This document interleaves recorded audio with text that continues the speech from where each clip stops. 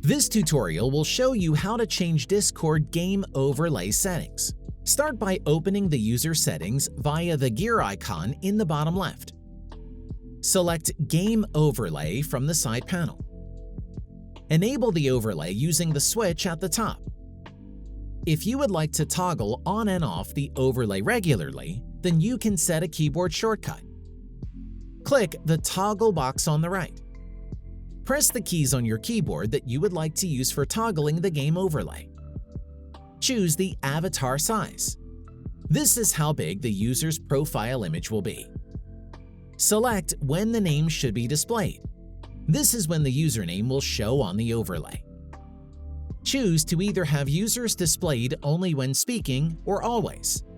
This is the avatar or profile picture on the overlay. Select which corner of the game you want the overlay to sit in. Finally, select whether or not to show text chat notifications. I'll be turning this off. Close the window and your Discord game overlay will successfully be set up.